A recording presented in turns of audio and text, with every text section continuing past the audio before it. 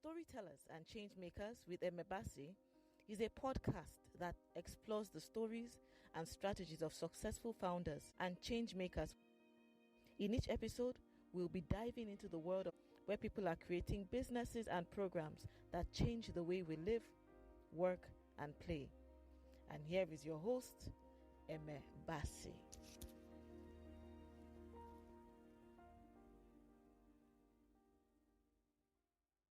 Hi, everyone, and welcome to Storytellers and Changemakers podcast. Today, we have an amazing guest. Her name is Tara. Tara, say hi.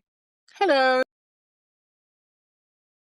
I said I used to talk to you, Tara. So I met Tara not long ago. She came for one of our workshops, and I became interested in what her charity is about. And I really would like to share, what she does, and also kind of get into the mind of somebody who decides to start a charity, even though she's a school teacher.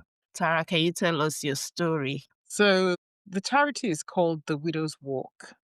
It was birthed out of my becoming a widow and walking the journey and walking through the fog and coming out on the other side and seeing that, okay, life continues, and I had a lot of support. And I felt I had then seen other widows and noticed that they didn't have the same kind of support that I had. And I felt every widow deserves a champion. And so the Widow's Walk was birthed because of that. That's a lovely thing to say. You believe that widows need a champion, somebody who is like on your side. Can you tell us a bit more about what you mean by that when you say Okay, so champion?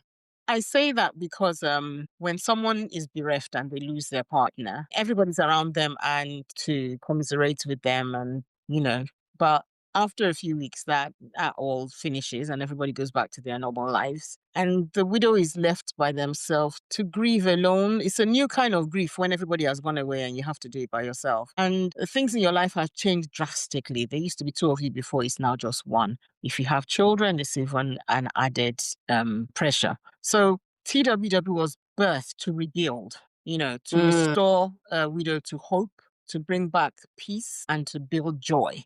Those are my three main tenets, that every widow should come to a place where they can start again and be restored, have hope for the future, and be at peace. And if you have hope for the future and you're at peace, then joy would automatically follow. It's so interesting. People don't really know how powerful hope can be, especially unless they are in a situation where they don't have hope. This just by the way, that's why maybe like if somebody is in prison and they feel that there is no hope for them, they are on death row or something, they don't want you to even give them any hope because it's a very painful thing if it's taken away. So can you say some more about that? So I can tell you my story. So it was the fall of 2003. I was about 4.5 months pregnant. At the time, I wasn't driving. I had a 4-year-old son. And my husband used to work, he worked for GMTV, but in the night. He was a tech guy, computer guy. So he would go to work and come back home early in the morning while I'm getting ready for work. And then he would drive me to work and then come back and rest. So on this fateful morning, waited and waited and waited for him. Didn't come back. So you were a young couple? Yes. I was married for 6 years. 6 years. 6 years, Okay. yep. Okay. He didn't come back. I kept on phoning him. His phone was going to voicemail. So in the end, I took a bus. I took my 4-year-old, he was just starting reception. I left him at school and then I went into my office. And after that, for the next 3-4 hours, I was calling him on the hour, every hour, and the phone kept on going to voicemail. And I said to my colleague, I said, something bad must have happened because he would never not call me, Anyway, this lasted the whole day until at the end of the day, at around between 4 and 5, I left the office and I was going home. And on my way home, I was walking towards the train station when my phone rang. Of course, I grabbed it quickly, hoping it was him, but it wasn't him. It was the Metropolitan Transport Police. And they said they wanted to discuss with me details of my husband's car. So I said to them, I'm not interested in his car. I just want to discuss him. Where is he? And the person on the phone said to me, he doesn't have much details. He just knows that he will send a car to come and pick me up, and then we can discuss it. The car arrived in like 2 minutes, police car. There was a lady police and a man police. And of course, they saw me in the distance. I was heavily pregnant. And I can remember the lady came towards me and then she went back to the car. I suppose she went to tell the other one that, Anyway, they came to me and said I should come into the car. And I said, I'm not going with them until they tell me where my husband is. And so there and then on the street, they told me that he had died in a car crash. That was all the details they had. They were just local police. They were not really involved in it. They were just asked to come and pick me up. Pick you. Yeah. So I have my 4-year-old by my side, my son. And, in a split second, life has changed now. Life has suddenly drastically changed. It's like darkness So and okay. just black and white. It's like Yes. 1 minute it stays and then the next minute is not. So it's like, I had to ask her again, are you saying my husband is dead? She said, unfortunately, sir. So I said, okay. Then I went with them in the car and they drove me home. So on the way home, I phoned my very close friend of mine. I told her what they had said to me and I told her to meet me at home. So by the time I got home, she was there. At that point, when all this madness was going on, I felt I had no reason to live anymore. I wanted to die myself, And this is where, when you talk about hope, because I couldn't see beyond being happily married 1 minute, expecting child 2. I had been through a whole load of pregnancy sickness. I'd been admitted in hospital. I was just coming out of all that early pregnancy sickness matter. I was now beginning to feel almost normal when this happened. And it was like, oh, so everything is just cut short now. Everything is cut off. What was my life? What's the next step? What's my life going to be from here on? And I thank God that I had the kids. I had my 4-year-old and I had this child coming. And for the next few years, they were the reason I woke up in the morning. They were the reason I kept going. I had to. For them, I had to. And I was determined. I had a conversation with my friend today, and I was saying something about it makes such a difference when you have something to look forward to. Yes. Even as simple as saying, on Friday, I'm going to go to the cinema, and it does something to you where you have something to look forward. When you have a focus, when you have a goal. Something to look forward to. Yeah. Next year I'm going to do this. Or again, the same word comes up again, that hope. Yeah. But it must have been really, really terrible. It must have been terrible. You've mentioned your children. What other things can you say, tangible things that made a difference to you, especially in those early days? There were 2 very significant factors. My family, he rallied around me like never before. My mother came from Nigeria. My parents, till they died, were very, very close. They were married over 40 years.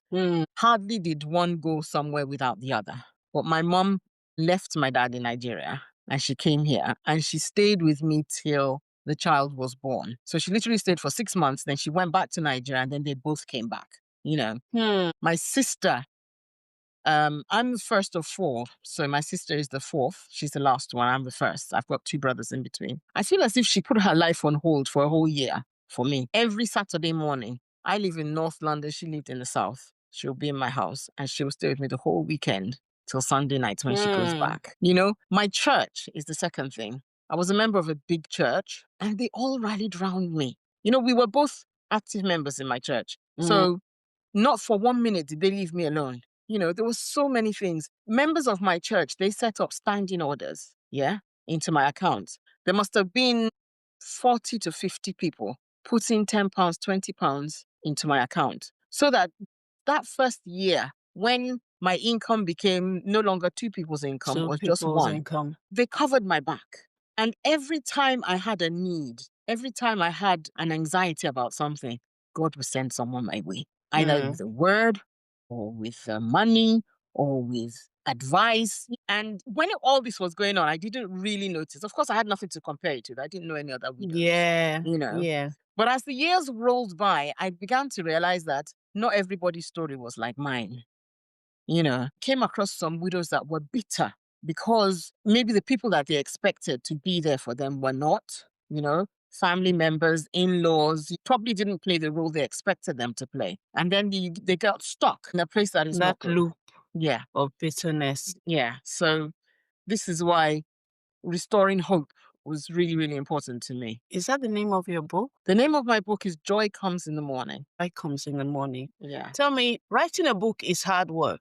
Tell me how that book came about. Is it that you chipped at it little by little, or was it like a one-day download? Or you won't believe how I wrote that book. I was listening to a program on BBC Radio. Yeah, at work no less. They used to have this Friday program where people tell stories. So one person will give one line, and then somebody else will come in and give another line, and then somebody else will give another line. Yeah, and then they will string it all together and form a story. So I was doing my work on my computer, and I had the radio on in the background, and the program came up, and I was thinking, I'd always known I'll tell my story one day. But at that moment, I gave one line and forgot all about it. And then maybe like 2 hours afterwards, I heard them read the whole story out, and my line was in the story. So I was like, oh my gosh, maybe I really can write. And because my book is basically an autobiography, I didn't have to do much research. Everything that was in the book was in my head. So in no time, I wrote that book in 6 weeks. I can imagine. Yeah, I wrote the book in 6 weeks. It was editing and getting a publisher and everything. But even then, I think I started writing the book in February and it was published in September. Oh, wow. That is It was a quick work. And when I tried to write fast. book number 2, I realized that, writing is not that easy. Okay, so I had a question in my mind before the call. I just said to myself, this woman that formed this charity, the Widow's Walk, did she form it because she's that kind of responsible person that just feels there's a work that needs to be done, I'm going to do it? Or did you start it because you've had a call or something was pulling you, or did it just happen organically? So I'd say probably organically, because I'm not naturally anyone to put my head up above the sand. I'm very, very comfortable in the background. But I felt a call to share my story, to help somebody else. I felt like I felt like a widow doesn't have a space. In church, they would talk about the couples. We'll have couple nights. We have even when they do singles. That's true. Really, the singles is for the young adults that are looking for a spouse. Then when it's Valentine, we'll do couples nights. Then we'll have children's church. We will have youth this. But never is there something for the widower, the widow, or even the single parents. And I feel that whatever it is that the couples are going through, the single parents want, they're doing it by themselves. More than ever, they need support. And this is why a lot of times a widow will feel lonely in a crowd, because it's almost like all the people around them, your story is very different from mine. Especially a young widow. Yes. Especially a young widow. I mean, With my young mom, children. I lost my dad last year, and I went to see my mom in February of this year, and it's just, it's a different life. It's a different life, a different She's lived with him for how many years? They've done everything together for all those they years. were married for 50, I don't know what, 50 or 51 years. Yeah. So, I mean, she's quite a cerebral person, so she's like, it has to happen, this kind of things happen and all that. But honestly, it's a different or should I It's say like a part unique of you dropped off. situation. Yes, it's a very unique situation, like let me just tell, let me tell my mother's secrets. So my dad has had Land Rover LR something, one of those big, nice, cars. Which I said, so the car was giving trouble, and at the point, the car was too expensive to maintain. So my brother said, let's just sell the car. And my mom says, no, let it be there, But it was just a weird thing, And even my sister was like, please, she wants the car, the broken down car, to just be sitting there. It's her husband's car. It's her husband's car. Even like his phone, for my dad liked gadgets. Even his phones, which are probably better than all of us phones. She's like, no, just let it be there. Nobody should take it. I understand. So it's a really it's different. So, but so you said it happened organically with the Widow's Walk. So you started from your own pockets? That's what you mean? So I started shortly after COVID. And I did it because in my church, there were a few women that lost their husbands. husbands during that time. Ah, yes, that's true. So the funerals happened and all that, and I watched from a distance. They were not people I was close to, but I could empathize. I could feel their pain. Like, they're Well, going to walk this Tara, journey. this and I'm just thinking about it like this is something that we don't know anything about. Yes, sir. This situation, we actually don't know what to do. Like, we're equipped for many things, that loss of, or Yeah. I maybe remember during that, when I first lost my husband, there were some people that couldn't talk to me. They were bereft, but they didn't know what to how to say. comfort me, what to say to me. You know, it's a very strange, Yeah, I can imagine it's maybe a someone strange come say, dynamic. "Oh, don't worry, you meet someone else and you Yeah. fall in love again," or something stupid like that. So I probably say to myself, "Let me just keep quiet, or let me not come and go and say something that is going to, Oh my gosh. yeah." Okay, so you started in Yeah, that so I from the started COVID time. just after COVID. I had three widows in my church, and I thought, okay, what can I do to reach them? I'm quite good with the written word. I can, if I write you an email or if I write you a letter, I can pour my heart into it. So this is how I started, sending them a WhatsApp. After everything had died and after all the visitors have gone and they're on their own now, and express to them that I know what you're going through. I'm really sorry for your loss. I promise you, you'll be okay. If you just hold on to God, you'll be okay, And almost immediately, I got feedback from them. Oh, thank you so much. Thank you so much for your kind words. This was very encouraging, this, that, and the other. So that was that. Then come Christmas, I thought, okay, I need to let them know that I'm still thinking about them, that God has not forgotten them. So at Christmas, I bought 3 bags of rice. I gave them 1 each. Oh, thank you so much. I know it's a small gift and you probably have lots of rice in your house, but rice is not going to go bad. So you can't have too much of it. And I'm giving it to you just so that you know that I'm thinking about you. And I believe that the continually doing that, you did it 1 year, the lady probably thinks, okay, it was a one-off and maybe next year. They probably haven't even thought that far. But like this year, when I sent out these bags of rice, the feedback that I got this year, more than any other year, has been phenomenal. Somebody said, again, auntie, again. I'm like, it's not more than a bag of rice. And really, like I always tell people, it's not about, I do hope to help people financially, but this bag of rice is not about finances. It's about remembering someone, letting them know someone cares. You're not on your own. Giving someone hope. One person that I gave rice to this year, she phoned me and said to me, she had nothing left. She was going to Tesco to buy a small bag of rice for £1.50 when the knock on the door came and it was DPD. When they told her it was DPD through the door, she said I didn't order anything. So she wasn't expecting anybody to come and deliver anything. When she opened the door and she saw the box, I had the Widow's Walk logo, the sticker on it. That's when she knew where it came from. And when she opened it and she saw what it was, I mean, she was in tears. And this makes me know that, okay, God, you did send me, isn't it? You said I should do this and I'm doing it. And I aim to do for as many people as comes my way. So it's because you can't say it's feeding the hungry. No, it's not As really feeling such. hungry. No, It's so it's feeling the not. It's spirit, man. It's feeling emotions. It's rebuilding. It's restoring.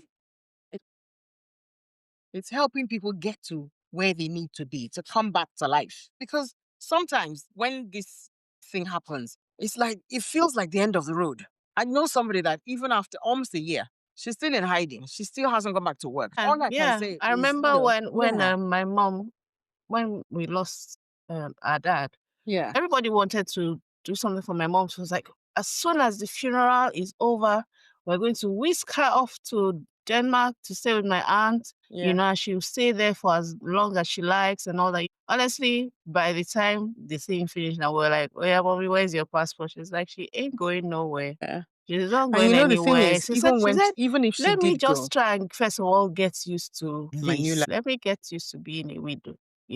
And the thing is, it's been over a year So I said to myself, okay, after a year we'll do the thing, and but it's over a year and you can see that she's still, I'm not saying grieving, but she's still rebuilding her life. It took me 5 years. In the 5th year after my husband died, everybody has moved on now. Everybody has forgotten that anything happened. And everybody's assuming that you They've too, seen you're you, okay now. You're all they've right seen now. you, that you look okay. I thought I was losing my mind. I remember this is my same friend that I called on the day.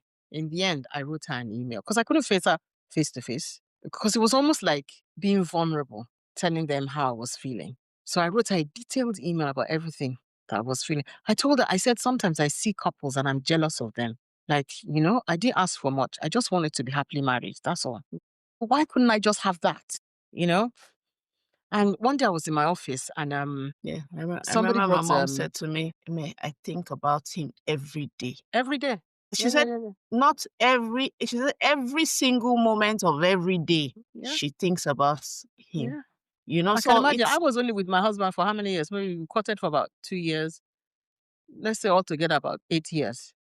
And up to now, I can tell you every step that happened that day. Let alone talk about somebody that was married for 50 years. Can you imagine? It is something. Yeah. So what you're giving to them is the benefit of the experience. Yes. The benefit of having been through it, because it's totally, it's totally different. Oh, it's very coming different. from When somebody somebody. that hasn't experienced it is telling you everything's going to be all right. In your mind, they're saying, yeah, that's what you think. You don't understand. Yeah. But if somebody that has been through it is telling you, I'm assuring them, I'm promising them that honestly, I know how you feel. I know how it is to go to bed and you be alone in the bed. No more pillow talk. No more, your confidence has gone. You are now making big decisions for yourself and your children by yourself. Nobody to discuss it with. Nobody to discuss your hopes and aspirations with.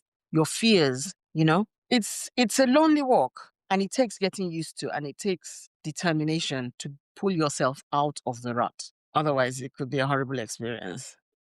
I think that's probably talking about from the faith side now, and specifically the Christian faith side. I think that's probably one of the reasons why widows and ministry to widows is very important. It's like close to God's heart. Yeah, and it's not common. It's far and in between. I suppose because maybe they're not a lot of but there's some churches that there are a lot of widows in. And I don't know if No, there's... but they're always widows. They're always widows. I mean, apart from maybe a young widow from one tragedy or the other. There's always widows, the older widows as well. The elderly ones that have, there's still. I don't know why I started talking about my mom, because so many things just keep coming to my mind. My mom is a very strong woman. When my dad died, she didn't cry. So the kind of the conversations I'll have with her when I call her on the phone, 2 months later, "Mommy, have you cried yet?" She'll start laughing. She'll start laughing at me. 6 months later, have you cried yet? I cried a little, but I'm like, so me, I've not cried much. I'm like, I feel as if I should wail and roll on the ground and all those kind. Now, 1.5 years later, my mom broke down and cried and cried and cried and asked me what she cried about. She cried because the children and grandchildren got together and put solar power in her house. And she cried and cried and cried. And I'm like, when your husband died, you didn't cry. Now you're coming to come and be crying, but I mean, that's just the floodgates kind of like opened. yes, And I so think that it's healthy to let it out. yes, it is, and I'm thinking that's that thing of supporting somebody in a way that is not just saying, oh, here is food to eat, or here is money, or whatever, but knowing that, okay, there's somebody there that wants to make sure that you're okay, which is what I see you doing with the widow's walk. Yeah. So what next? Because it seems like you've been doing this, but it's like you're just starting as well.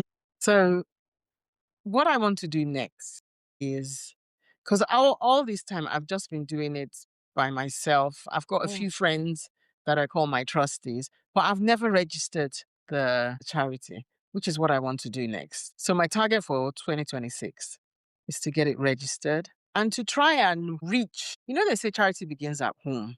I'm thinking, even in my local community, I'm sure there are widows about that need help. Before I start treating the ones far off, let's try and meet with people in my locality who is a widow, who is on their own, that lives down the road, Yeah. So Yeah. yeah, and I always tell God, because I can't pray that widows become available. I don't want to pray that anybody's husband No, dies, no, no, you don't want to. No, you don't want to. Yeah, we don't want that. But I No, do that's pray not that it. any widow that needs my help, God should just bring them my way somehow. Direct me to them. Yeah. Yeah. Yeah. Or, Direct me to them. find a way, maybe find one or two organizations that can signpost them to you. Yeah. So what I if in, somebody is in my going to bid to the want food to bank, yes. In my bid to want to register, I started looking at the local churches in my area. I'm from a Pentecostal background, but I'm so happy to go into an Anglican church or to go into the Catholic church. I thought once I'm registered and I'm all official, I'll make yeah. little cards and take them to the churches and put them around and let people know that I'm around. There's somebody around Yeah. if you need any Yeah. kind of help, even if it's just someone to talk to. Because sometimes I remember when I was going through, like I said, in the 5th year, I wanted to talk to somebody that I didn't know, somebody that I felt wouldn't judge me, or even if they judged me, I didn't care because, I didn't Yeah. really Yeah. know Because them. yeah. Yeah. So something like that. I was at work one day and I saw a leaflet of EDF Energy. And on the leaflet, there was a picture of a mother, a father, and 2 children sitting on a couch. This was maybe like 4, 5 years after my husband. I saw it and I broke down and I just cried in the office. But I just cried. Like this was what I wanted. This should have been a picture of me. And that was taken away from me. Um, I remember choosing schools for the children when they were going to secondary school, when they were going to university. Luckily, God had always sent people my way to help me out. To But come those and were be that. decisions that I had to make by myself. And it was hard. So, your faith is very strong in this. Is a very big part of your story. How would you reconcile that loss? And would it make you angry at Yeah. God Everybody told or me then that, oh, you're very strong because I dared not, that question, God, say, why did oh, you let it why happen? me? I didn't even go there. I didn't even go there. And in not going there, almost from day one, God kept on sending me his word. Yeah. I picked up my husband's Bible like 3, 4 days after he died. And in Isaiah 54, he wrote my name in the column. And if you read Isaiah 54, it was like God was speaking to the widow. From that day to now, is still my anchor scripture, Oh, please, I think that talks Isaiah about my 54. children Please, being yeah, taught by the Lord, great being their there shall be peace. their Talked about peace. not being afraid. He talked about so many things. He talked about the reproach of your widowhood being wiped away. Talked about how God, he just closed his eyes for a little second, but with everlasting love, he will, so much of that scripture. And my name was written in pencil in the margins of that. By I your mean, husband. yeah, by my husband. That I mean, is one an day, a amazing few days story. after he died, I was in bed and I woke up on a Saturday morning panicking, thinking, oh my gosh, how am I going to bring up my son on my own? I mean, I was brought up in a nuclear family. I left home when I was 24 and I had mommy and daddy. Now I have to bring up my kids by myself, my boy by myself. And in the midst of the panic, my phone rang. And I was going to ignore it, but something to just pick it up. And it was my brother. And he said, are you okay? I said, I'm not okay. I said, I'm really scared. How am I going to bring up my son by myself? And then he told me this story. A few years ago, the men's ministry in my church went for a retreat. My husband went, my brother went. And he said that my husband told the whole group, because his dad died when he was young as well, that from a very early age, he took God to be his daddy. This is my husband told the group. And so my brother said to me that if God was his daddy, when he grew up, was he not okay? Was he a good guy or not? I said, yeah, he's a good guy. He said, don't worry, your son will be a good guy as well. Your son will be all right. And that was the word I needed at that moment. That just calmed all the jitters. So what I'm saying is that my faith held me up. I've been a Christian for a long time before it happened. So so I was mature enough to know that the thoughts of God towards me are thoughts of peace. I had the faith to know that whatever God wants for me is for my good. He's not going to do me evil. If you took Tupperware at that time, so be it. I know he's in heaven, So, And yeah. that's interesting, because the thing about that, this kind of thing, is nothing is wasted. No experience is wasted. Even when something seems to be going the wrong direction. Speaking of what the word of God, all things work together. So your pain, and your pain and your understanding now is what is going to be what brings somebody Other out people of some peace. Yes, somebody out of something. I cannot remember. You mentioned that you know one of our guests, Yes, Kemi. Kemi. Yes, Kemi, yeah. yes, Kemi from House of Wales. There's something that she said which has skipped my mind, but I'll write it in the description of this thing. But basically, she said, yes, she said something about you're saying yes to God. The pain of you saying yes to God might be anchor that somebody needs to hold on to. This is me paraphrasing. Yes, understand, So yes, you using your pain to create something that people can say, okay, I'm going to walk. I can walk with you. And it's interesting. What I'll say to you from me personally is I think more your stories than your gifts, more your stories, those stories of encouragement, and would probably be what really powers the someone the said to widow's me walk. when it was 20 years that my husband had died, which was 2 years ago, I think. A lady came up to me whose husband had just died 6 years, and she hugged me. She said to me, I'm going to be like you. I'm going to be strong like you. That I know, she was telling me that her journey has just begun, but by the time she's 20 years, she's going to be just like you. And I thought, oh, you'll be better than me. But it was good to see that she could see herself now being okay. Yes. Because I'm okay. Yeah. Yeah. It's when tragedy strikes, there's it's really as if it wants to just come and just cut off everything. Yeah. And it's not just a platitude to say that, yes, people are going to be okay.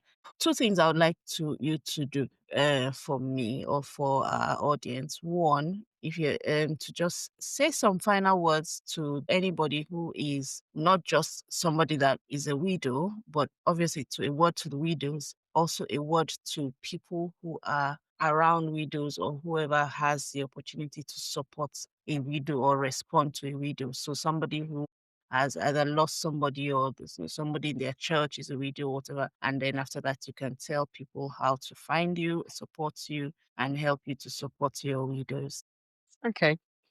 So I would say every widow's journey is quite different, and we all grieve in different ways. So I think if you're supporting a widow, you take your cue from them. You be with them for as much as they need you to be. If they want to be quiet and want to be left alone, then don't abandon them, but give them the space. When I was going through it, people wanted to take my kids away from me. They wanted, in their bid to help me, they wanted to take the children to their Give her house a for break. weekend or anything. And more than anything, I wanted those children with me. Yeah. That's probably the kind of thing that I would want. So let me just take your kids away, give you a break, I mean, they did it out give of you a love, breather. but Yes, I wanted that kind them. of thing. Yeah. So be sensitive to what the widow wants. Listen, listen to her small voice. She may not say it out loud. Be sensitive, whatever they need. If you're going to support somebody, you want to support them with what they need. So if they need a shoulder to cry on, be there. If they're wailing and very cross with life, don't berate them for it. Let them get it out. Walk the journey with them as far as they need you to go with them. That's what I'll say. If there's a widow in your church, don't just greet them on Sunday. Get in touch with them during the week. Send a text message. I'm thinking about you. Can I help you with anything? It goes a long way to think, because that's a big what one, normally when happens, you say, do you need anything? Yeah, do you need anything? What can I do? because at the end of the day, when everybody goes to their separate homes and then your widow goes to her own empty house or the house where she's struggling with just she and her children, feels like she's on her own. She needs to know that someone cares. She needs to know that, it's not the end of the world, but she would need encouragement to get there.